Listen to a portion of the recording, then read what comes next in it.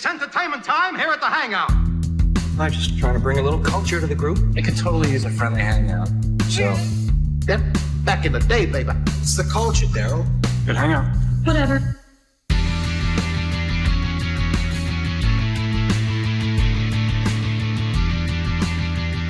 What's up, everyone? Welcome to the Hangout Culture Podcast. We're so happy to have you.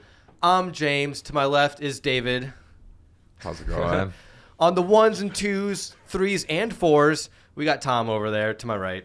Floor time. Welcome back. Floor Tom. Floor time. All right. So really quick, if you want to support this podcast, the best way to do it is simply subscribing to this channel. It's the Inman Productions channel.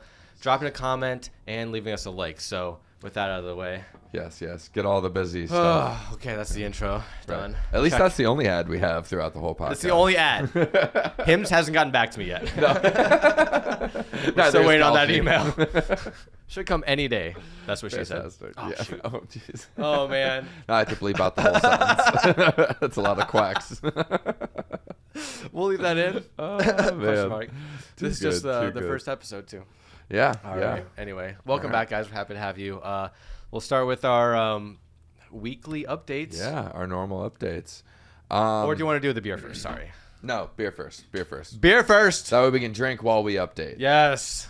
Yes, I'm yes, always yes. thirsty when we start these episodes. Yes. And this week, What do we got, Tom? It was Is it Tom's Tom's? turn to bring beer. Yeah, this is one of mine that I tend to get if I see it. It's Rheingeist out of Cincinnati. It's a rosé fruited ale, 6.2%. I like it. It's good. Beautiful. It's good. Yeah. Perfect for summer. Perfect for Dude. winter. My fiance is going to be so jealous. She loves these. Yeah, it was my wife's favorite beer. Yeah. For a while, we actually made a trip right here. We can open them and have Cheers, a try, boys. But I have a story related. Rosé all day. Rosé all day. Bravo. I'm a Bravo. And I think this is how I found out about it, was your wife. Yeah. Cheers. Very good. Cheers. Yeah. Very tasty. Light, refreshing. Has a little bit of like a Little sour pucker up. kick to it. Yeah. Yeah. That's why Tom likes it. He loves the citrus. No, it was Alex and I made a trip. We were going down to Kentucky to do the bourbon trail, and we made a stop at Rheingeist on our way down. Very cool. And the brewery itself is just this massive warehouse. There was cornhole set up on one side, they had a bar on the other, and they had the biggest tanks that I've seen at a brewery. I mean, 3, 4, 5, probably 4 stories high, just floor to ceiling. This massive container. Is that where beer. all of it comes from? Because they Yeah. distribute far and wide, Yeah. at least in Ohio. Well, it was so cool to be able to go there and see it and be like, oh, that's how they do it. They have like 8 of these. And knowing what I know about, excuse me, about brewing, those are being turned over every 2 weeks. So they pump out a ton of beer. They have to. Oh, yeah. And they're super well known. Plenty of awards, as Tom's bringing up. It's funny that popped up with the non-alcoholic beer. That has definitely been a new trend that breweries Yeah. are going to, because drinking is on the decline. Well, for younger generations. Yeah, I think yeah. our generation, we're doing just fine. Yeah. Younger very generations, yeah, it is statistically proven that they just don't drink as much as millennials, at least. And, Yeah. But I think we raised the bar pretty high. Yeah, we definitely set the bar. We do set the bar. But, yeah, they are drinking less, hanging out less, really. Yeah. And Overall, though, just it was not hanging out. Yeah. Overall, Overall, it was a super fun experience. But I will say that Alex got their bubbles on draft and was not a fan. Oh, not a fan. She said that it was actually way different than what we were getting It's in a better can. canned? Yeah, Yeah. she was like, I strongly prefer it canned. And it almost like ruined it a little bit for her. But I don't know if maybe we were there when they were changing a recipe or going through a different thing, or it was at the Was it bottom of the flat keg. or like? She said, because my this is my like wife bubbly, and I right? both I mean- homebrew, and we're not like beer connoisseurs at all, but we pay attention bit. to beers and craft beers. We've really been influenced by it, the craft beer industry. So she was like, it wasn't that it was flat. She goes, I don't think it's like end of the keg. It just tasted different than what she was used to, and she was. Did you taste that was it? her main beer. I tried it, but I don't drink it here enough to have like known that. Well, you know what a difference. rosé tastes like. It's very Yes, but like the beer itself, she was like, it just tastes different than the beer that she had been drinking like all summer. Got it, yeah. So, but it was interesting. It was a cool place. Well, thanks, Tom. Yeah, thank you, Appreciate it. Tom. I might turn red and like I don't know, sweaty because like these like very sweet things like get me that way. Like if I eat a handful of Starbursts, if I eat a handful of them, I'll just turn red and start sweating. Yeah. Yeah. I don't know. I was curious what fruits they use in this, and it actually says a bright, dry, bubbly blend of apple, peach, and cranberry. So those are the fruits that It tastes good. through. Yeah. This wouldn't be my go-to or whatever, but like I might have one. Yeah. know. Yeah. Again, because it makes me like sweat and be all red. It doesn't make me all sweaty, but it is, one or two, or it's nothing that I'm gonna drink a whole 6-pack of. That is good. It's pretty That's tasty. All right. Well, good. All right. So yeah, now it's time for time for updates. a weekly update. What have you been up to, James? Oh, I'm gonna start. Yeah, why not? Oh God, because I do the intros. I don't know. It's Okay. fine. All right, here. No, All right, here. I'll start. Because yeah. It's relatively boring, but I guess we can talk a little bit about it. So is mine, so don't worry. Yeah, it's been a whole lot of working, trying to edit through the last couple weddings that we shot specifically, as well as like with that being said, I guess. Alex and I have been really into a show that's releasing weekly by the name of Ink Master. Are you guys familiar with this back in the day? Tattoo people? Yeah. Yeah. Yeah. And they have like still new seasons, and it was probably a year ago that we refound it and like watched like the last 2 or 3 seasons that they had released. And now that they're releasing them live, they release them every Wednesday. And we were able to catch up on that, and it is so cool to see some of the art that gets put onto people's skin in this show. It's wild. So that was super fun. They're like getting into their finale, so that was that. Dude, they have to charge so much. Like, there's levels to these things. I think my tattoos are good. I don't think they're like the greatest things in the world, but there's like tattoo people and there's not tattoo people. Yeah. You know what I mean? Like, you could even like have a tattoo, and if you're a tattoo person, you're always gonna like think it's cool or whatever. Yeah. So with that being said, like all mine are like middle to higher grade, but like there's levels to these things, and those people can just like knock whatever you're thinking out of the water. I'm not an artist. I can barely like draw in a straight line, so I give my tattoo artist like ideas. And I hate to say it, the last tattoo I did, I had to do like a AI thing. Whatever was in my head, I had to like transpose it onto AI to like get the picture, because I couldn't draw it.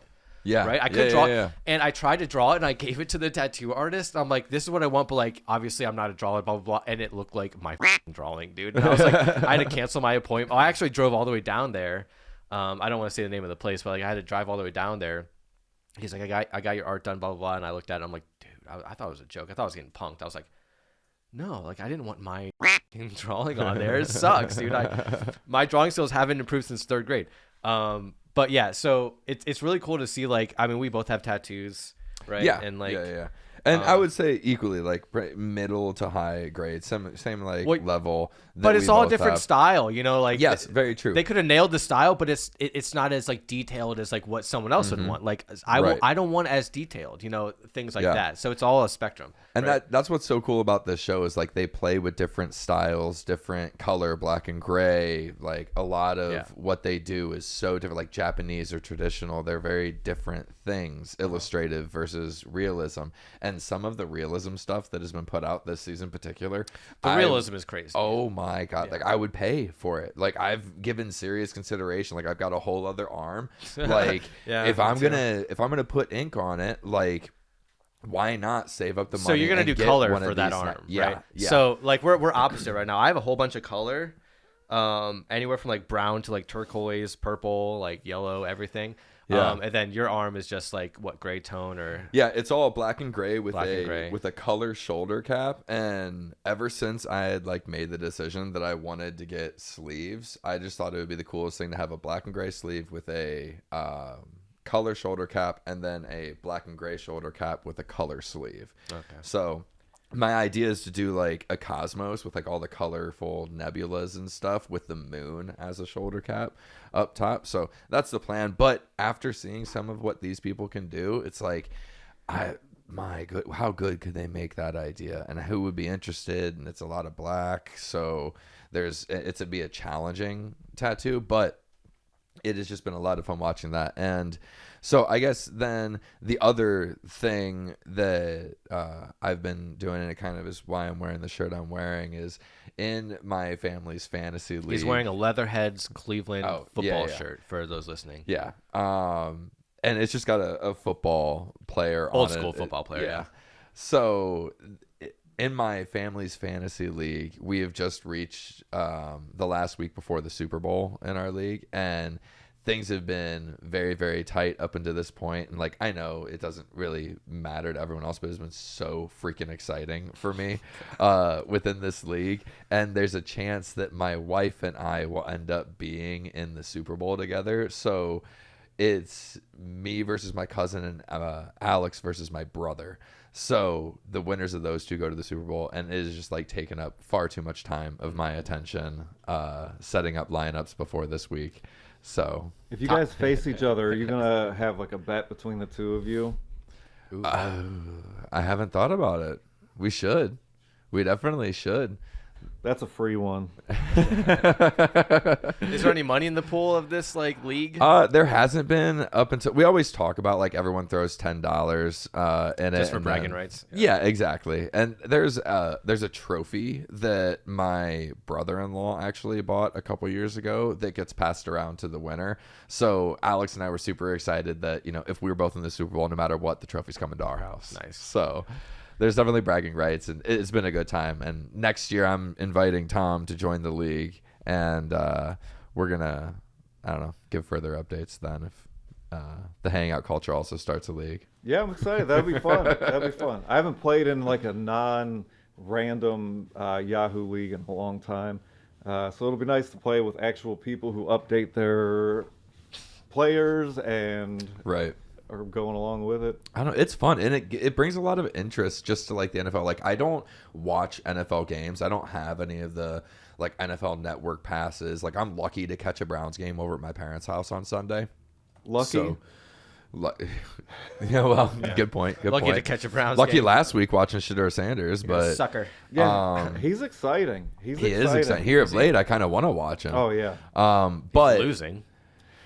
Yeah, but he's showing promise. I don't know. He reached Promise. Is that the new adjective we're putting on the Browns? when you It's throw better. for 4 touchdowns, rush for 1, and then have over 300 yards passing in a Well, how do game? we still lose if we have the best defense in the world, right? They had a bad game. Okay. Oh, okay. Now the defense has a bad game. My bad. My bad. Oh, I should have watched that. They could have 16 great Okay. games and one Yeah. okay game. But my main point is that fantasy kind of detaches you away from feeling the pitfalls of your home team. So like, I have a team that is set up from just a bunch of different players from a bunch of different teams, and I'm competing and like looking and hoping for those individual players to do well. And it's exciting that I have this mashup team. And then if the Browns lose but I win in fantasy, it's not so bad. Like, that's kind of I get it. I get it. it is a weird feeling though, because I've had times where I have a player who I need him to score for my fantasy game, but if he scores, then the Browns lose. And Right. so it's that it makes all these other games interesting, You but just it's bet also against the these- Browns. Yeah. But it's not betting yeah. because it's just fantasy. You I know. Like, I know. I get it. So, and like, for instance, so even the Browns defense scored over 30 points like 3 weeks this season, and nobody saw that happening. A lot of people weren't picking up the Browns defense to fill that slot. So it's just super fun. Like, Shedeur Sanders had 38 points last week. And I know we're talking French to you, James, but for audience members that, right. As far as audience members that know like fantasy football and point structures, like that was a big hit, and nobody was starting understand Shedeur Sanders. football. So. A home run is 3 points. He needs that dreaming sequence right now. Yeah. Anyway, So that was pretty much my weekly update was Ink Master and fantasy football. Tom, you have to clap when I clap. It's a lot better comedically if there's at least 2 claps. Hearing it in stereo. Unless there's a slow clap, So then it's just a 1 clap. Yeah.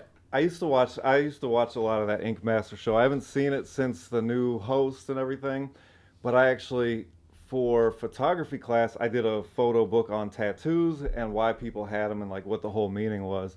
So I reached out to a couple of the people on that show to try to see if they would write a foreword for my book. They all didn't respond. They wrote it backward. Nope, they didn't write a thing. They didn't write that. Didn't write even an email. Forget the forward. I'm not even going to send this email. Right. How? Sorry, Tom. Do you plan on going over to your other arm? What's your? I What's your don't, path? dude. I don't. It's been taking me way too long to get this arm finished. I have 2 or 3 ideas that I just need to schedule. So Yeah. Do you plan on should be going soon. anywhere else? Chest, back, face? Maybe legs. Maybe forehead. Think of like the Island Boys. Yeah. A couple teardrops. Maybe a something cross. Like that. Something Maybe like an ice cream cone on your cheek or something. Yeah. I don't know. Yeah. No, that's funny. I definitely plan on both sleeves, and as long as Just one sleeve. Keep it profesh. as long as I can, I'll keep adding. I have the That's same idea as you did. That was always my goal.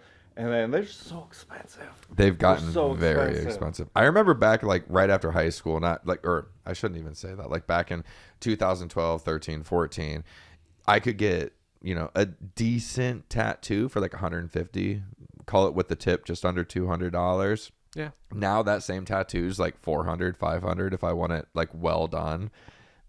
The whole, I don't know. It's gotten crazy. That happens. My first one, I opened up a phone book, found the closest one to me, went in, and it was like $120. But everybody thought it was fake because that was like, I opened up the phone book. yeah. And this is, people thought it was fake because not a lot of people in school had. Used the rotary phone and just. And then the operator connected me with. What was your first tattoo, Tom? Oh yeah, let's do our first tattoos. Yeah, show it, Tom. So this was my first Mine's one. gonna be fun. So it's faded. Wait. The flames or the thing? Is that They Celtic came together. symbol? Yeah. Oh, they came together. It's buy one get one. So well, I guess. Get it. So, but they're both kind of like inspired by bands. So it was my 18th birthday. I saw POD in concert. So that's their logo. Oh, POD. Okay, that's Yeah. POD. I didn't know that. So then the flames were kind of inspired by the lead singer for Linkin Park.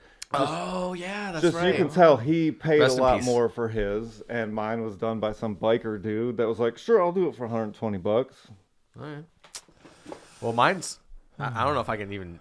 Mine won't be able to show on camera, but I have like all these like poke and stick tattoos with just like a needle and ink, and it's dipped in, and it's continuously in your skin. Done But at some mine was party. done, Very sanitary. yeah, very sanitary, especially when I'm the last one. Oh, well, anyway, this is a long story, dude. So. I was in a pop punk band in college called Mom's Weekend, and we had this one tour that was like 8 days, and on one of the legs of the tour, we were hosted by, I think the house was called Turtle's Den. Okay. These fantastic chicks that owned it, and they hosted us, and it was a great show, great hangout, great people, blah blah blah. We ended up drinking like bourbon or whatever, and they were like, we do poke and stick tattoos, and we're like, oh, we all want one. Of course. And and I was the last one to go, and mine, like in the morning, everyone's was like super thin and like not very heavy. Mine was like inches thick. Like it was like super thick. I just remember getting it and not being able to feel a thing. It was terrible. Anyway, that's like a college story, but it's on my ankle. I don't even know if I can be able to show it right now. You might have to zoom in, David, and post. And it's the arrow on the top. Well, and I got 3 other poke. I didn't learn. I didn't learn, and I got 3 other ones below it. All poke and stick. That's funny. So I don't even know if I'll be able to show. But You can take a picture and send it to me, and I'll throw it up. I could have done that. Yeah, I could have done well, that. instead of you doing gymnastics in your chair to get your leg up there. That might have been a good clip. Yeah, so I don't know. It was just college, having fun, being on the road, like playing music, having people appreciate it, partying, hanging out. I don't know. It was like a great experience. I wouldn't trade for the world. Was it the smartest thing? No. I was young. You know what I mean? I was in college. I was doing what I wanted to do, playing music and having a good time. And now I have a permanent reminder of Right. it that Well, I don't mind. And the thing is, it's not on your like face, neck, hands, like even lower arm. Like it's on your foot. So like as far I wear as ankle socks though, but it's a choice. That's a choice. yes, Ankle that's a socks choice. I'm showing it off now, but it's something I can easily hide. But anyway, I'm a tattoo person, which is what we talked about. Like so I don't care. You're either a tattoo person or you're not. Like some people get like the smallest, most minimal tattoo.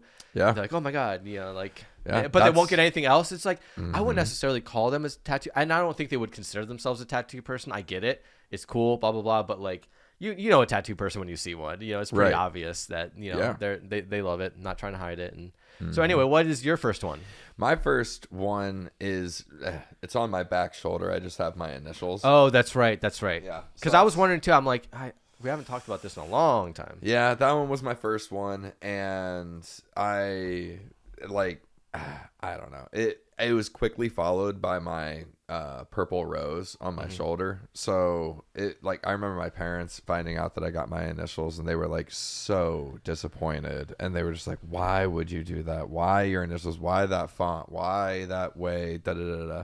And for me, like it's part of a bigger piece. So eventually I want to have a full back piece that has like my initials, and I want to do like a nice border so much around work. it with a family tree. So like I'm going to do Alex on my left shoulder, and then, whenever we have children, I'll get their name in a border around it with like then finally a tree that is like a family tree that comes up. So that's been my idea. So in your perfect world, like you're gonna be tattooed on the whole left arm, the whole right arm, and your whole back. Nothing Yes. on the chest. No, You're gonna chest. leave that blank. Chest I'm doing as well because Okay. I'm doing a big I'm doing a big scale. So like I'm a Libra, so I'm getting a massive scale, and I've been toying around with what I want on the scales. Like, there's the traditional like heart and a mind depictions, but I want to get a little more creative with it. So, but that's, chest, back, sleeves. I'll probably end up everywhere. I'll probably end up doing my legs too because that's just fun. In a world where like I have endless amounts of money. Oh, yeah, in that and I world. can get the best tattoo. Like in a perfect world, I'm covered. I don't ever want to get my stomach tattooed. I don't ever want to get my ribs tattooed. I don't ever want to get really my hands tattooed. I mean, I have like my wedding band and my red string theory tattoo. But those are the only hand tattoos that I would ever get. The next tattoo I'm gonna get is Amit, and it's like an ancient Egyptian god That judges you in the afterlife. Yeah. And weighs Bring your, it up, Tom. Bring it up. I think it's like AMMIT, but anyway, he judges you in the afterlife and weighs your heart against a feather. And if your heart weighs more than the feather, then you're like damned or whatever, right? Okay. Yeah, so it has the head of a crocodile, the body of a hippo, and like the back of like an alligator. I don't know if that one is. I can maybe That send looks you like the Jar Jar image I want. Binks. That There- one no, does. this is the thing. But Yeah, the one no, right no, here, yeah, it like does. scroll to the right. Yeah. What are you doing? Other way. Yeah, so the head of a crocodile, the body of the end of a hippo, and the middle part is the body of a cheetah? No. It looks like that. Or a from that. leopard? But there's an art anyway. There's like an art piece I found of him, and I really really like it. I might send it to you, and you can like pop it up or whatever. I'll throw it up then. Yeah. But I just think it was pretty interesting. because even that one, like the super. Yeah, dude, that looks badass. Graphic one. Yeah, the one To on the right. Yeah. Yeah, that one. That one looks super cool. Yeah. Like if you were to get Click on something that, like Tom. that, Well, you can still click on, then pinch to zoom, PNZ. do that. PNC. Come on, PNC. There's a Tom, lot of PNC. different artist renditions of him. And there you go. it is. Now you can pinch and Okay. zoom. Now you can pinch and zoom. But Now you're it's a taking lot different than screenshots. any of my other tattoos. It's just a lot different than any of my Yeah. other ones. Would you want that done in like more of a fine detail, more realism type of way? Yeah, it's gonna be a lot different. That's 'Cause- super. yeah. And where at on your arm? It's gonna be like right here, right in that. Oh, so spot right there. small. Yeah, a lot of this is like a natural, vantage point, natural landscape. Just You're almost at a I- full sleeve. I always forget Yeah. how many tattoos you have. yeah, I'm almost there. So Nice. anyway, Very cool, very I think so. So that was David's update. Yeah, that was my update. Okay, yeah. But my James. update, I don't have that much. Basically, I'm editing all the time because we just did our last wedding a couple weeks ago, and I'm seeing the light at the end of the tunnel. Almost there. Almost there. Done with editing. I should be done, by the 18th or whatever. And other than that, I've just been watching a Christmas movie every night, and I've been enjoying watching a new Christmas show. Sorry, guys. I've been drinking a little bit. A new Christmas movie every night. And my most favorite Christmas movie, like my most recent favorite Christmas movie, has been Christmas with the Cranks. Have you guys seen Christmas with the Cranks? Yes, but not in a very long time. Oh, dude. Same. It has been a while. Featuring since Tim I've seen Allen, that. right? Yeah. Tim the Toolman Yep. Taylor. Yeah. And I forget who his wife was, but she's another 90s icon. I just love that movie so much. I've never seen that movie until like a year or two ago. And Okay. yeah, I watched it for the first time and I was like, dude, this God. is perfect. I love it. Because I compare myself to the Cranks like in everyday life with like American culture. It's like, why aren't you buying this? Why aren't you buying that? Why aren't you doing this? Why aren't you doing that? The whole peer pressure of doing something you really don't want to do. Yeah. With Jamie and then, Lee Curtis. No. yeah, eventually That was giving that in. girl. Jamie Lee, just the one. Jamie Lee. Wait. Jamie Lee Curtis who was she? Holy shit. That had to be the mom. You'd think, right? No. Even in 2004. No. Wow. She looks so different. Oh, absolutely. Look at her.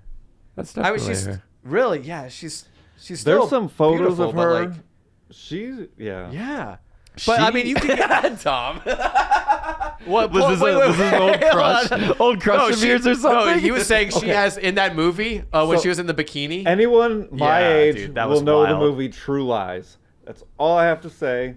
Nope, bring it up. Well, were you saying? Was I on the right track with her in the bikini during that movie? Christmas with the Cranks. Oh, I'm thinking of a different movie. Just well endowed. But See, I don't think I've ever True Lies. Is that what you said? yeah. Tom, can you pull up a recent picture of Tim Allen? Yep. Just because I know we talked about old people, like older people, and I think they look really good. And Oh God. I just want to see. We're back to this. Okay, so Oh, that's a jeez. super recent one of Tim Allen. Okay. No, Okay. I mean, he's always had a Well, wrinkly between face, though, like so- that one and the one on the bottom right, it's totally different, right? Yeah. Like that looks like decades apart. Yeah, I mean, it Right? looks like he just let himself go in the left picture, but I Oh don't man, know. It looks getting old is scary, dude. yeah, I don't know. That's it's all I like gotta say. before and Ugh. after a facelift. I don't know, like Botox I or don't something. know. Like he's looks, Maybe if he was Tighter. smiling with his teeth, he might look younger because he has good teeth. it's all the under the chin though too. Like it. Well, I don't know. we're going Oh, way damn, off I'm topic. glad we're all perfect. Jeez. But we've been watching the Santa Claus, which he's in as well. Yeah, right. And- Looks A lot of great pictures. in that movie. But you know what? He was 38. I remember they said that he was Oh, God 38 bless. years old. God and I was bless. like, dang, Santa's young. Yeah. Santa Yeah. might have hair plugs too. Yeah, I have not watched. I don't know. Alex and I usually watch Christmas movies when we get like the week of Christmas. Oh, but dude, I am weeks before. Yeah. I have to celebrate it. I need it to give it its time. it's obviously Christmas is your favorite holiday then. It is, yeah. Yeah. But I decorate weeks and weeks before. Like before we go hunting, I make sure like everything's decorated before, the day after Thanksgiving. You know, I make sure Yeah. everything's all ready. That's the first time that I feel like it's acceptable to move on to the Christmas spirit. Like Black Friday was my okay, I'm all right with hearing a Christmas carol in the store. I'm all right with putting up the Christmas lights. I'm all right with putting up the tree. That's when I'm okay with it. It drives me mad when a month beforehand or like, oh my God, maybe this will make the pet peeves segment, but it drives me mad when people leave their Christmas lights up all year long. Well, they can now use them for like Halloween lights. And, No. They just don't turn them 'cause on. sometimes they change. We've seen, well, Do they change? Do they have like Halloween lights? not that I've ever Well, then seen. never It's mind. always Fuck 'em. just like lights that they leave on their house so that they don't have to take them down and put them back up every year. And then they just plug them into the outlet when Christmas time Yeah, comes that's around. lazy. I wouldn't want that either. It drives me crazy. Yeah, I wouldn't like that. What, Tom? That is not on my pet peeves list. We have a couple houses around us that have some sort of lights up kind of year round. Not the whole Santa Claus and all in the bushes and everything like that, but are you talking just like leaving them off and still attached to the house? Yeah, or on? yeah. They don't leave them on. It's just like a lack of taking them down, and putting them back up. And don't get me wrong, like I don't want to come off on like Scrooge or anything. Like I love Christmas lights. I celebrate 2 days before Christmas. No. One of Alex and I's first dates was going to Stan Hewitt and seeing all of their Christmas lights. I don't know if you guys have ever been to Stan Hewitt in Akron during the Christmas season. It is so cool what they do with the lights. Well, We had our first big snow the other day, and I was like, running in the morning, walking the dogs and whatever, and I was impressed by how many snowmen I saw in people's front yards. How many families went out? Yeah. I don't even know when. And there was at least like 5 to 7 that I saw, and I was like, that's awesome. I didn't know people still made snowmans. I mean, I didn't. We have a lot of families on our street. It's kind of a young street. I think it turned over, maybe when we first bought this house, but like. I was like super, like it was fun, like seeing all the different snowmen. I'm like, oh, there's one. Oh, that's interesting. 2, 3, 4, and I think I count up to 5 or 6 or something like that. It is cool because you hear so much about all the kids that never leave their phone, never go outside. So when you see those signs of like that's my childhood, or people are still going outside and bundling up and then like you can't be on your device when you're doing a snowman. That's impossible. So that's nice. Well, it's almost similar to when in our Thanksgiving special when we were talking about Charlie Brown and how like those things like live on, and it's so cool that they do. Like snow angels. Where did that tradition come from? Where did Tom? Yeah, I might have been origins giving of a snowman? Tom homework, but. No, I love this. We didn't do Tom's update either, so bring up the. we'll bring up. He's got teach me all about snowman, and then also talk at the same time. With all right, snowmen have ancient roots appearing in the 14th century manuscripts with spiritual and satirical meanings, evolving from medieval art and political commentary to holiday symbols. What? One of the earliest depictions is in the 1380 Dutch illuminated manuscript showing a melting snowman near a fire, used to convey religious or political ideas, sometimes even anti-Semitic ones. Okay, all right, we're gonna get kicked off YouTube right now. I'm sorry, due to technical difficulties. Oh my! I thought this was so light. Frosty the snow. What the? Frosty the anti-Semite. Oh dear! I can't believe that just happened. That's true to a hangout, though, right there. Okay. Well, you're like, look, where do snowmans come from? Oh, what? Maybe we're gonna do a little bit of research. We'll get back to you next episode. We're doing a back-to-back today. Spoiler alert. Because I'm just like confused as all hell. Like, right? How is that not just like? Why did we look up the origins of snowman? We read anti-Semitic. Okay. Thanks. Okay, well, that was an AI overview from Google. Was that? Yeah. So maybe they were just things up. Yeah. Again. Okay. Because I thought it was like I was expecting, if at anything, it'd be like originating in another like snow country, that it was a playful thing to make. A cute little story. If not a part of American culture. Like I thought it was maybe even originated in America, something we just did that. But no. I'm more confused now than ever, so God I'm sorry. It. We don't really provide answers here on the Hangout Culture. We provide more questions. No, we want answers from you guys in the comments. Let us know. Do your own research. Let us know where the hell snowmen came from. I'm really curious now. And when the government starts tracking you... for looking up snowmen. When the government starts watching What did we stumble upon? What did we stumble upon? Our friends and family compromised? Right. Oh, what? Does Tom have something? Tom's maybe. Been squirrely. He's been squirrely back there. All right, go ahead and let's see what this is. While snowmen aren't explicitly pagan symbols with direct pagan origins, their creation taps into ancient winter themes, appearing first in medieval times as art for harsh winters, later linked to Christmas, and modern versions like Frosty carry hints of pagan-rooted winter magic and life-giving spirits. Yeah, I think we're still going to have to do a more deep dive on this. So nothing positive. So they're like, oh, medieval times for art. It's like, this is art. Oh, so maybe, man. maybe during medieval times, people did that as an art expression.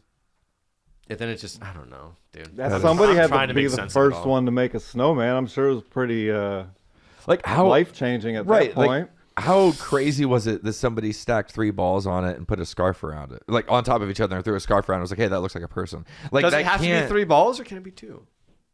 A snowman. I'm just bringing up some provocative questions. I don't know. It was the 14th century. Could it be one? Like, no. That is very interesting. All right. Well, let's keep things moving along. Tom, let's get your Tom's update. So my update is not about what I have done, but what I'm in the process of doing. Going to the gym. No, I'm Keep it just kidding. spicy. Keep it spicy. Once every couple of weeks. So one of the things you bring up usually your updates with going to see your movie with your grandma. Yeah. And there's always like a hint of jealousy because my grandma is like one of my best friends. You guys are talking about tattoos. Oh, I got a tattoo that's for my grandma. Yeah, I got right a there. grandma tattoo too. Wait, which one? Eeyore? Yep, she's Eeyore. Nice. So Are you Winnie? yes, Nice. yeah. So she was my best friend growing up. Like, so every time you talk about all the things you get to do with her, I get a little jealous. And so one of the things we've been doing is me and my mom, we make the traditional hard Christmas candy that my grandma used to make. Yeah. We try to do that together once a year. So we're in the process now of gathering all the different flavors and all the ingredients. And this weekend we're going to hang out and make my grandma's hard candy recipe. Ooh, are we going to That get is some so for the next cool. episode? Yes. Yes. That is so cool. Actually, That is cool. That's a tradition my family took on maybe 10 years ago now. And we had a different name for it because you like make it. Is it the same where you like make it on a sheet and then you have to like hit it and Cut it crack up. it all Yep. up? Yeah, Oh, cool. Yep. yeah. I mean, I don't. It's whatever. We used to call it crack candy because it was cracked. So We'll and you bleep- put we'll like bleep it. powdered sugar on it. Oh, yeah. So it was just funny to us that that's what we called it. But we used to yeah. bring it to family functions, even with our family. Make a whole big flavor of like bubble gum and stuff. What's your favorite flavor that you guys make? What's your go-to? And what are you making this year? So I think my mom got rum butter, peach, watermelon, grape, sour apple. So I think that's what we get. I like the peach and the grape the best. We get root beer a lot, but then when you kind of mix yes. it in with the fruit, sometimes it's Yeah. different. But That is spicy. I like the rum butter and the sour apple. Those would be Yeah, my that'll two be fun. go-tos. Ooh, yeah, That'll be combine fun. them. so Do you color code them and make them all different shades and stuff? we try, but what's real fun is when you do a color that is not associated with that flavor. Yes, when orange is a blue color. Exactly. It's Or the greatest. yeah, because you put it in your mouth expecting one thing and it's Yeah. something completely different, so it just kind of adds to the fun How and fun. confusion. Yeah. But yeah, so that's my update. Nice, dude. Nice. Arno, our family does a big cookie exchange every Christmas. Do you guys do a cookie exchange? No, not necessarily. I think people will bring some. I think, Yeah. but it's kind of like I talked about with Thanksgiving, where we kind of go to multiple places, so everybody kind of has a quick thing. But it's there's definitely a lot of cookies made. My stepmom, her Lincoln Logs. I'm sorry, I don't like them, but they're like the most amazing things. Everybody Lincoln else Logs. says. A dessert? Yeah. I've It's never like heard a of cookie. this. I know the I might have things seen it, you but make I've never castles heard out it of, like that. Lincoln I Logs, do but- like those, but they're she makes so much good stuff. I'm gonna find. I don't know if everything I look up is for the actual Lincoln Log toys to build log cabins. Yeah. I haven't heard of the dessert called that. Maybe type in dessert after Lincoln Logs. We'll see. It's an anti-Semitic dessert. I'm gonna stop asking you to look things up. Heavily associated with You're right. pagan rituals. Oh, Frosty man. the How funny. Snowman was a jolly, happy anti-Semite. No, And now we can't post spot. no, we'll bleep that. We'll bleep that. Or get copyrighted. All right. fun. So I think I'm gonna use the bathroom really quick. Dude. Oh, that's funny. Yeah, I just need to. But do you want to like intro the topic we're gonna do Sure. Do you want to maybe grab me a second beer? from From the fridge. I can do that. If you don't mind just running out real All right, I'll quick. grab my keys. Be right back. Right. Yeah. All right. So you can intro that, right? Because we're gonna talk about Joe Rogan. We're gonna do a hot take. What's up? Okay. Yeah. Yep. Go ahead. That's what we're doing. Okay. That's what we're doing.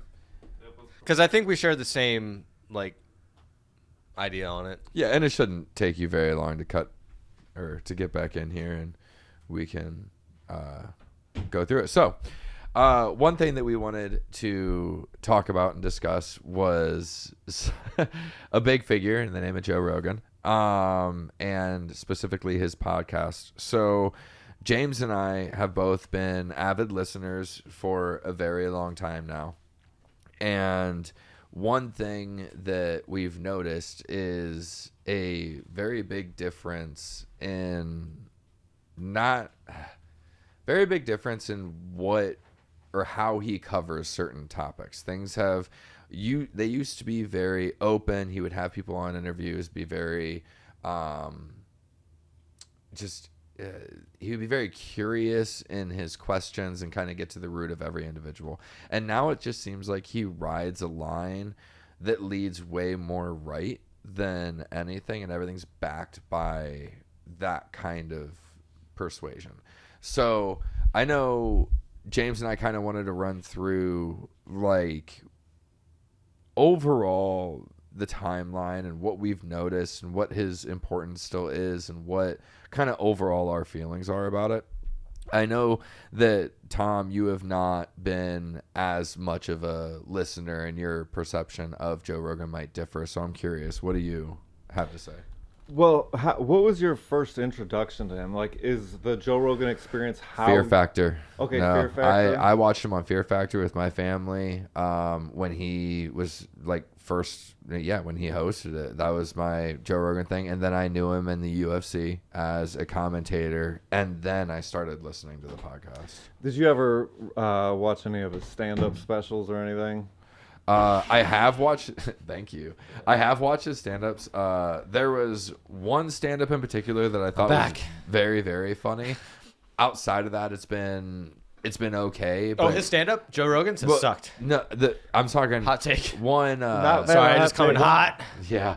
The one that was released probably 10 years ago now. He talks about eating a weed edible gummy and taking the head off of it. And I remember laughing during that one. His most recent one, I feel like there's too much of a disconnect from who Joe Rogan is now versus a comic that I didn't find it all that funny. I'm just gonna speak candidly. It was awful. And I was gonna tell him my experience. How I got introduced, because he was on a news radio, which was a TV show back in the late 90s, where he was on a news radio channel. So it was for me, I know Joe Rogan is that. Then he took over the Man Show, and then the UFC stuff. So it was, and Fear Factor. So I've never really been a fan of his or things that he's kind of done. My experiences with his podcast are I've listened to him interview Maynard. My wife was a daily Maynard James Keenan from Yeah. He owns a wine business. Caduceus. That's where I learned from that. Man, I could talk about him for hours. But my wife was a daily listener until right pre-COVID. Okay. But my experience, his stand-up I wasn't too big on. I'm not big into UFC. So he's just kind of never been something that I've really had too much interest in, as well as the podcast. So I don't have the experience listening or to critique as you guys would. Yeah, and I think that I really appreciated him in the UFC. I am a fan of UFC, and to me, I think biased, whatever, but I like his commentary the most when I'm watching a UFC fight. The fact that we might go into this a little bit, but the fact that he is kind of best buddies with Trump, I want to kind of back up and I don't know if you introed it the whole time, but kind of his trajectory from 10 years ago when I started listening to him. How it's changed, right? So I didn't start from when it changed. I just said that it changed. But the only thing is I liked him, and I hope that he does the card that's going to be held at the White House, because I would like to hear him commentate, and I feel like that likelihood would be higher. Is that all like cool with you guys? No. I think it's dumb. I'm not a fan of it. But there's some big, like, they're going to make really, really big fights. And as a fan of the sport, I know that I'm going to end up at least watching it afterwards. Like, I'm not going to pay for the pay-per-view to watch it, but I know I'll see clips, and like hearing the commentators over it, I'd rather hear Joe than a couple of the other commentators. So that was my only point, just that I like him as a UFC commentator. Like the whole White House thing. But that's another thing for another day. Well, so like I said, I've been listening to him for like 10 years, and I didn't really know him before the podcast. I knew that he hosted Fear Factor, right? Yeah. And I heard a lot of things prior to stumbling on his podcast, which I did, that he was like the super right, right leaning. That was pretty much the predominant, narrative of his, that he just abides by everything happening on the right. And when I first started watching him 10 years ago, it didn't take me long to notice that was like all bullshit right away. He always describes how his parents like used like welfare because they were on really hard times, and he saw that they used that program and got out of that really bad time, out of poverty. And his parents were like hippies. Like, yeah. He talks openly about how they were hard left leaning. But he also expressed his gratitude towards those safety net programs, right? Yeah. So right out the gate, it's like he expresses those beliefs, and that there needs to be like a strong social safety net for people. When if you think of someone right leaning, that's the first thing that they want to abolish for whatever reason. Those things. So then it got me really thinking. Like I watched him wanting to hate watch on Sam Harris. This is like pre Sam Harris going crazy. People probably don't know, but I was like, for whatever reason, I was like, he's on Joe Rogan podcast, and I just want to watch this and hate watch it. And I'm like, everyone's making a lot of sense. Like this exchange is making a lot of sense. Like I don't hate anyone here, blah, blah, blah. And it went to, levels deeper than that, watching him, and then ended up being a big fan of his. And I think the peak of Joe Rogan for me was like in 2019 when he had Bernie Sanders on. Okay. And that was when he was questioning both sides equally. I mean, and appreciating things like universal health care, the social safety nets that he was, that brought him up and everything. Yeah. And I really saw like a fair criticism of both the left and right from him, and platforming people on the left and right, Bernie Sanders included, and giving honest, good questions to everyone. And I know he's worth a lot of money, but he was like asking questions that I would want to ask. And but that was also pre the Spotify deal, though. So Spotify deal doesn't. He had money, but he didn't have money. There's three phases at the same time. There's three phases of Joe Rogan. I think it's like 2019 is before COVID, where I think he was hitting his stride. And then there's COVID, where he was right more often than he was wrong, in my opinion. And then especially when CNN and news organizations would try to like smear him by like putting a yellow filter over him and like saying ivermectin's a horse dewormer when it's obviously one of the safest drugs you can take, and blah blah blah blah. So there was that, and I was like, okay, I was like more on his side then, and then he just took a complete 180 where he now is insulated with just the billionaire class, and he's not questioning anything that he should have questioned. And if there was a Democrat in office and the same things were happening right now, he would be calling out people by name on a daily basis. Instead, he's kind of like sweeping it under the rug and saying, like he's like criticizing things on the fringes, on the edges, but he's not as critical as I know that he would have been if this was for a Democrat, or like if this was pre 2020 Joe. He would call people out and say, this is ridiculous. Like Kash Patel, right? He had on Kash Patel. God. The whole Don't reason, even get me started on well, that. the whole reason was he was going to release the Epstein files. He was going to go hard with the Epstein files. And now that's all a joke in this administration. And he hasn't called him out. Same thing with Tulsi Gabbard, the director of national intelligence. Like, she was supposed to go in there. And as soon as she said something that Trump didn't like, Trump said she doesn't know what she's talking about and, kicked her down. Yeah. So now she's like, null and void there. Everything that he promised that, I think Joe was lied to, and we were all lied to, like being an anti-war president. Well, now we're about to have boots on the ground in Venezuela. It's just been crazy, right? And he hasn't had the outrage as if a Democrat would do this. And I know this. I don't idolize people. I never did. And I think that's why I'm a good like conduit for this conversation, because I appreciate people like Pearl Jam's my favorite band, right? I appreciate their musical talents are amazing. And I would probably, fangirl if they were here or whatever. But I like in terms of like idolizing people, we're all human, right? Right. So like I see Joe as the same. Like, but I see him as like a person of reason for the longest time, and now unfortunately I see him like captured by like these billionaires that now he's sponsored by he's sponsored by some AI company now. Perplexity. Thank you. And then he's also sponsored by an online betting app. Which like also he can't stop Dude. bringing up Perplexity. Like the amount of times that I've heard Perplexity in the podcast over the course of one episode is disgusting. Sorry, I had to pee because I had to get out that monologue. No, you're good. You're good. I appreciated it. So I like agree with 99% of the things that you just said.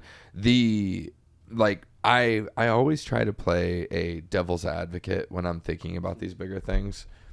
All right, hold on. Yeah, DraftKings. But he was talking. DraftKings is on? Yeah, really? he was I knew talking Athletic. about. I knew AG1. I knew On It. Yeah. MeUndies, I remember hearing. Yeah, MeUndies. BetterHelp, which is good. I like the online course. Yeah, but he talks shit on therapy sometimes. Right, but the thing is, ZipRecruiter, which I've heard 1,000 times, and DraftKings. He talks about how terrible online sports gambling is. Yeah, and then he has these. Okay, so this is the last thing I want to say because I tried to do research for this podcast. I tried to listen to one of his latest episodes. Yeah, and I just couldn't because I got 2 minutes and 11 seconds. I sent you the screenshot. I got 2 minutes and 11 seconds into his podcast with the NVIDIA CEO. Mm-hmm. And they were glazing Trump fully, and I just couldn't. And then I want to say one more thing. What was it? Oh man, now I forget. Well, I have a lightweight. But yeah, they're just glazing Trump the whole time, and I was like, okay, this man should be heavily criticized. If you were like honest about this whole presidency and his whole you should have nothing but criticism out the gate. Yeah. And I definitely agree with that. So like I want to like touch on that, and it kind of segues into what I was going to say.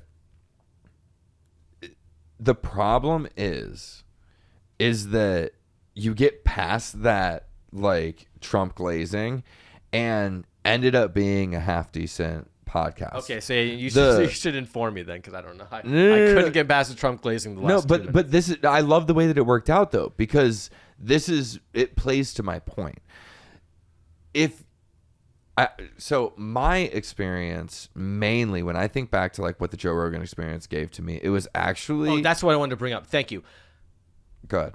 Sorry, can I? This is the last thing I want to say. Yeah. I'm sorry. But I want to say that the Joe Rogan experience gave me so much positive things, right? Okay. So many positive things, right? From intermittent fasting that I still practice today. I lost 35 pounds because of that. Like mindfulness. Our whole documentary, right, with Will Harris, who was he was on the guest multiple times with regenerative farming. We have a whole documentary about him, and he hosted us for a week, and he was on there a couple of times. He's just given us so much. Yeah. So much. And it's in stark contrast to what he's doing now, right? And that's all I wanted to say. I'm sorry. Yeah. No. And that was kind of in a way, like the hardest part is that because he is still the number one podcast in the world, he's the only one that's going to have the CEO of NVIDIA on. And I think that there is still value to his pool in things, and to be aware of that is important.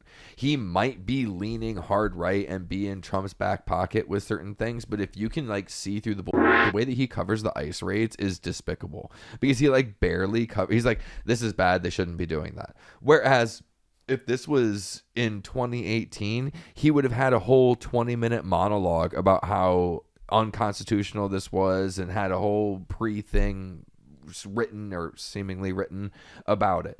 But I do want to like touch back, because I have this big conflicting emotion with him, because the whole reason that I appreciated him was because he introduced me to people like Graham Hancock, like Andrew Huberman, like Bob Lazar, like all of these interesting people that I would have otherwise never have been introduced to from probably when I started like really listening to Joe Rogan was like 2019 to 2023. I was a pretty avid listener. But even like Jordan Peterson, Dave Smith, who I listen Shouts out to Dave now Smith. all the time. He introduced me to Breaking Points, who we've had on the podcast or is featured on the podcast now multiple times. Yeah. So Yes. there was so much good value, and that like weighs on one side, and then to see it go sour anymore, I'm like, dude, you've talked about like or starting a ranch or opening a ranch in Texas, and like just go do that.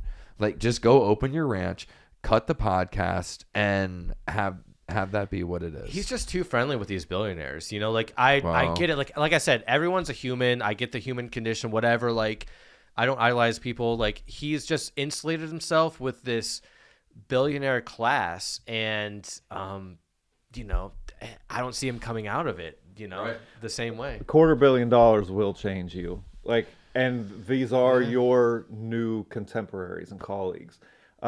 But one of the things I was going to bring up is as you were naming those names, you know, even Andrew Yang is one like you. Yeah, introduced he me to. introduced me to Andrew Yang. Like, yeah. and all these Like I names, said. Bob Lazar, you know, Joey Diaz, you know, all the way to Joey Diaz. Yeah. God, Shout out to Joey my- Diaz is My wife literally was the funniest obsessed person. with him, so that's another one of the ones I've watched because she.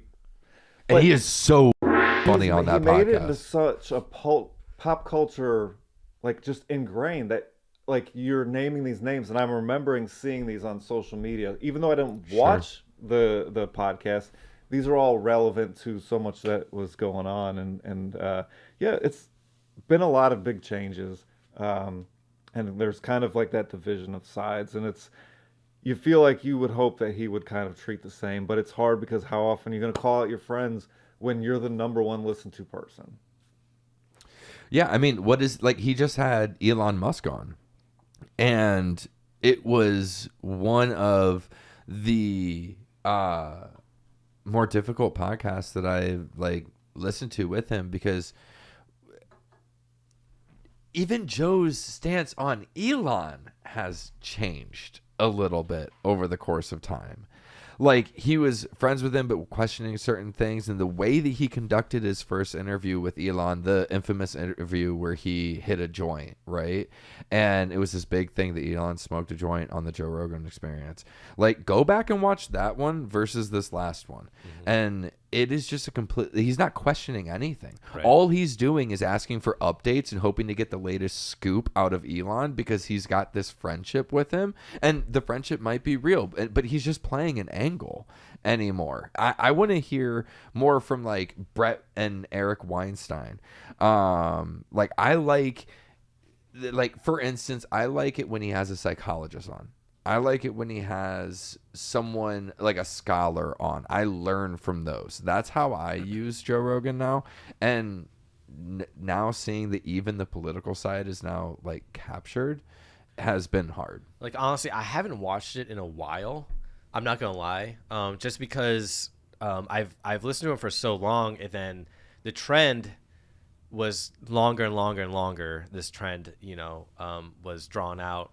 That it was just like he was just repeating the same talking points. He wasn't criticizing anything crazy that was going on. You don't hear anything about Venezuela or anything. And I don't listen to every single episode, but I listen to enough that if he was bringing up anything about Venezuela, I would have heard it. Nothing. Like I'm waiting for him to bring Crystal and Sagar from Breaking Points back on, because then maybe we would get an actual conversation. But it has been years since they've been on the podcast, and they reference to his podcast all the time with the little snippets that he does comment on, and they even ridicule him. So I don't even know if he'd be interested in having him on. Yeah, he's just gone downhill, and so is his comedy. Because when you guys were talking about his comedy, his last comedy special, he literally ripped off a Brendan Schwab joke, literally. Oh, I'm unfamiliar with this Yeah, headline. Come on, bring it up, Tom. If we had a Patreon, I would go into this kind of thing. But he literally was giving Brendan Schaub. He didn't let him play at the mothership for the longest time. He wasn't his biggest fan, and this is like public. And but then this is all like pre his special, and then his special came out, and he's like, dude, he had the exact same joke as Brendan Schwab. Really? Which one? Do you remember? Yeah, it was the one where it's like, oh, wouldn't it be cool if I was gay? That way I wouldn't have to like deal with chicks. I could just like, mess around with dudes and play video games with them, blah blah blah, like that kind of joke. It was the exact same kind of joke. That sounds like a joke. Yeah, no, it was a joke from the start from Brendan Not Schwab. worth stealing. And then, I remember if you're watching gonna steal that. a joke, steal the best joke. And I was like appalled. And I don't know. He's just been a lot. Dude, something has changed, and it could be the money, like Tom brought up. I mean, it has a shit ton of money, it but he's really always does. he's always you money. He's always yes, money. but it's like what we've talked about in the past with like this disconnect from politicians and not being able to like understand what the real world is. I feel like he did a great job of maintaining that for a time period, and 2022, 2023 just went out the window. He's completely on the deep end. So Joe Rogan had a huge video where he went up on stage and called out Carlos Mencia. I Right, remember for this. stealing I've jokes. seen Yeah, this. I've seen Yeah. that. So now it looks like Mencia is kind of what you were talking about. I wonder if he's talking about the thing. same joke, but I remember, like, I have a memory, like Brendan Schwab. I watched his special. He said that joke. Joe Rogan, years later, I think it was years later, it was a while later, had that exact same joke when he was also saying how he wouldn't have Brendan Schwab on the mothership because he had to do some work or do some reps or whatever. Like, he wasn't respected as a comedian, and then this happens. It's That's insane. crazy. So I just see, I don't know. I see through people very quickly. So I'm a good judge of character. Where does it leave you then moving forward with Joe Rogan? Like, are you still checking to see who he has on? What is going to give what's going to make you listen? Yeah, until my news sphere that I'm surrounding myself with, like on YouTube and social medias and stuff, they'll start covering when he has good takes. I'm sure they will. Until then, Sure. I don't think so. He's just too captured, unfortunately, and I hate it because, again, like we were talking about, we learned so many good things from him. So We really did. I love that you Back in say the that day. though, because just yesterday, actually, he had Jelly Roll on. Yeah, I saw him crying. About something. So, okay, Jelly Roll But was that's crying. all- But I know. that okay.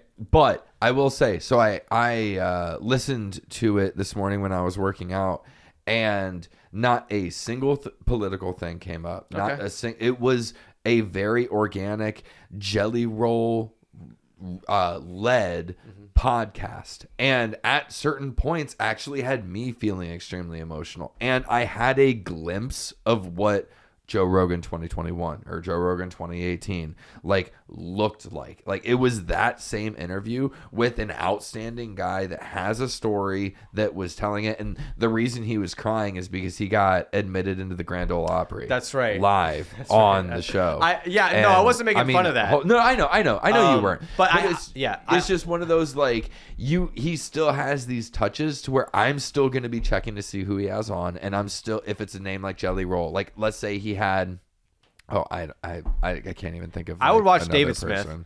Yeah, I'd watch if he had Dave Smith, Dave Smith 'cause- was on there a couple weeks ago, but even that podcast was a little lackluster because it's kind of Joe Rogan was just agreeing with everything Dave Smith was saying, and then Joe but Rogan, not adding on to it. Not adding on to it. Not only that, because but that then- would be of value. but then kind of going against what he said, agreeing with Dave Smith on further podcasts and guests that he's had on since. And it's just okay, dude, so you're just here to make whoever you have on look good? Is that the point? Unless they have a really crazy idea, then you can maybe profit on making him look bad, like he did with Dave Smith and Douglas Murray. I've never been. Yeah, right. And that's gone viral. I've never been. And produced by, and that was the Joe Rogan Experience. That wasn't on Dave Smith's part of the problem, or if Douglas Murray has a podcast. So Yeah. Well, I'm not going to lose hope for Joe because he, at least prior to this, professed that he was one to be open to change their mind. I think he still Something- does. something I At learned least on he the- still says that. something I remember from the Joe Rogan podcast, I forget who it was. It might have been Huberman or something, but he's like, the same part of your brain that triggers when you're going through physical pain, right? The same part that lights up when you're going through physical pain is the exact same that lights up when you admit you're wrong. And I was like, that's interesting. Yeah, So I hope, that's a hell of a quote. yeah. So we'll see if, because I don't know. If he was as objective as he was before, he should be doing a lot more criticizing. That's all I'm going to Yeah. say. You know what I mean? No, and I definitely agree with that, and that's what makes it so hard for me. I'm definitely not listening to every single episode, but when he has specific names on, I'm like, okay, I gotta listen to that. If he were to have Will Harris back on, bet your ass I'm listening to that. Yeah, podcast. dude, shouts out Will But- Harris. He's the man.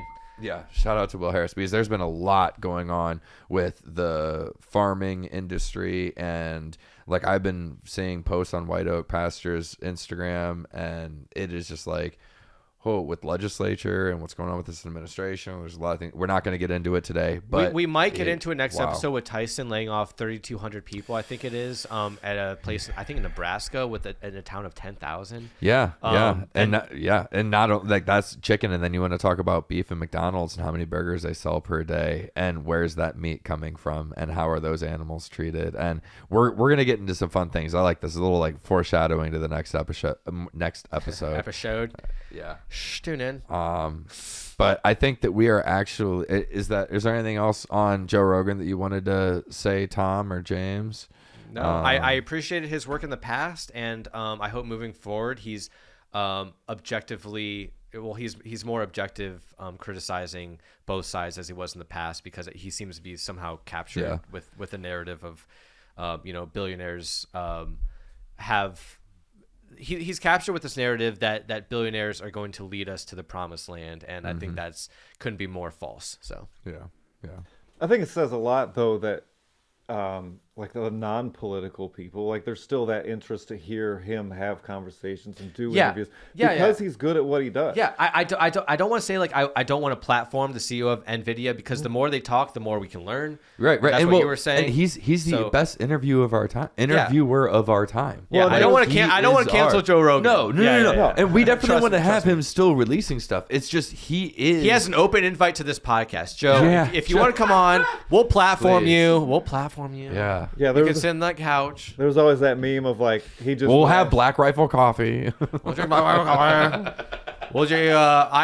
MeUndies, dude. MeUndies. But Black Rifle coffee is great. So like, I won't do DraftKings. I would love to get sponsored by them too. Anyway. Hashtag Black Rifle coffee. All right, Tom. We need to bring this guy home and get to a video. Yeah. All right, Vidya. we kind of have been a little serious with the topics we've discussed lately. What are you talking about? As well as what we previewed. Oh, we're just joking. This is very lighthearted. As well as previewing about McDonald's and Tyson and job layoffs and stuff. So I'm going to bring you something that may be okay. Also, Tom is really hungry right now. Tom is battling so hunger. hungry. Tom is battling hunger. Don't worry, we're getting him pizza right after this. Speaking of hungry, not. okay, so anybody who's been online has probably dealt with people or seen how it's just a pool of comments and people saying the worst things that you would never say to someone in there. What, on the internet? Yes. You're kidding. So What this, websites are you You visiting? jest. this lady has gone viral. Oh, also. Because of how she is handling some of these comments. So I'm going to play this. It's the... I love it already, Tom. it's great. Okay. So let's do... Oh, God. I love it already. And don't mess with this anchor. After viewers trolled her about her weight, she hit back by reading the meanest comments on social media. Oh, no. She spoke with our Ann Ricogliano. I'm Carissa Codell. This news anchor is fighting back against trolls and their insults about her weight. In her beautiful. best news anchor voice, Carissa Codell is reading the meanest comments. As you guys can see from this graphic here, And she's doing it with a sense of humor. I ain't never worked as hard as them ankles. She doesn't stop laughing over this rude comment. She's like the only fat 9 I've ever seen. I spoke to the anchor with KOLR TV in Missouri, which calls itself Ozarks First. You're laughing about them now, right? Did it hurt at first? This is an Honestly, Ozark? No. It never really got to me. I never lost any sleep over it. Are you shocked by the insults? Does it surprise you? Some of them do, yes. I get shocked by the people that seem genuinely angry. Yeah. That What a thing to be genuinely continue angry to about. comment. Yeah. She's beautiful, by the way. Yeah, this is not an unattractive news anchor at all. But the whole thing about comedy, right, being self-deprecating, Like, that's hilarious. You know what I Yeah, mean? it's like, almost like what a great sell. Like, Yeah. read them online. If you're gonna get the hate mail, make it public. Let's do it It's on funny, air. yeah. And now you're on an additional news show getting covered by it. Like, we're laughing with you. I definitely follow her on all social media. Really? She posts. Is she blowing up? Yes. Yeah. Hell yeah, good for her. She posts videos every day of things, and they're all like, "Hey, you're hot, but also don't look like the stereotypical hot person." Well, that's just a stereotype. You know So what I mean? it's kind of like, but she has a real good sense of humor. She takes it better than I would have. Yeah. But then also going to the step of reading them in like the newscaster fake radio voice. It gives her all the power. It's great. It's great. I love it. that's how you take it That's back. how you take it. Maybe that's how we'll you beat a bully. Throw a link to her social media in here or something. Yeah, she has a good sense of humor, and I'm sure she can like the ones she shared were funny. Like, they were actually Oh funny. yeah, they were witty as hell. Yeah. Like, those were great. There's tons of them. They're great. Go look them up. You'll have a good time. And, It's almost like the people writing them were just more so trying to make the funniest dig. If she than says them be on air, serious yeah, if about she it. says them Yeah. on air, like, you're just trying to get likes to get And noticed. I think it starts off. There's Say- a few that are mean, but you can definitely tell that people started being creative because they knew she was going to do And it. it's just crazy. Like, if I were just scrolling Instagram and I saw a news clip where she was the anchor, I'm never posting anything about her weight. Like, that would never be a thought to me. Yeah, that's So for wild. her to even get the outlash, like, in the beginning is crazy. But I'm happy that she's turning it around and making it a funny thing and getting some publicity over Anything it. online is like an avalanche effect, right? Yeah. Like, you know, Yeah. when a couple comments come in, like now everyone's riding that train. Yeah. But I've been putting on the holiday weight. That's something I was also gonna bring up. Like 10 pounds, dude. I need to slow down. 10 pounds. Since, like, My Thanksgiving. goodness. Oh, You're my bulking, God. huh? I'm bulking up. You're Yeah. bulking up on the winter. You'll cut come spring. I'm yeah. I'm just gonna wear the sumo suit from now on, Yeah. so no one will know. I couldn't. But I'm bulking up. I couldn't gain weight forever, and then I quit smoking cigarettes and vaping and everything. And I have definitely, I could be Santa Claus for sure. So what you need to start doing is smoking and vaping, James, so you can keep the winter weight off. That sounds delicious. Okay. Yeah. I'll think about it. We do not advise smoking or vaping, for the record. Do not endorse. We're not Yeah. sponsored by any of those things. No, not at all. Nor could we be, I guess. Anyway, ZipRecruiter. All right, but yeah, I think we went a little bit past our time. Just a smidge. And I hope you guys don't mind. We love hanging out with you guys, so hopefully you enjoy it as well.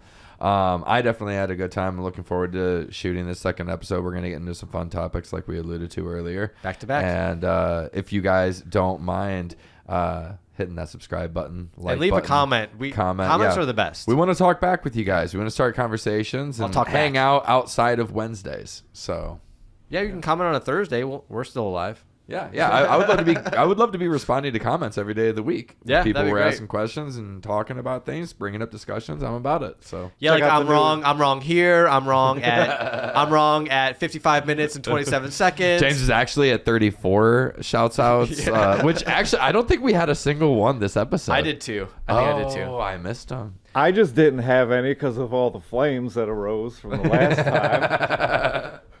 It's funny saying something and then watching this later and seeing the faces to what I say. Yeah. Yep. Clip it. That'll be on our new Awesome. Instagram. Oh, are you doing that, Tom? Yeah. Shouts out to our new Instagram. Wow, Tom making the announcement. Breaking news. Cut to Tom's camera. What are we doing here? Is there going to be a Hangout Culture Instagram? That's what I was told. By Santa. Fantastic. Yeah. All right. Anyways, Yes. guys, we're cutting it here. We'll see you soon. Thanks for the hangout. Yeah. See you next Wednesday.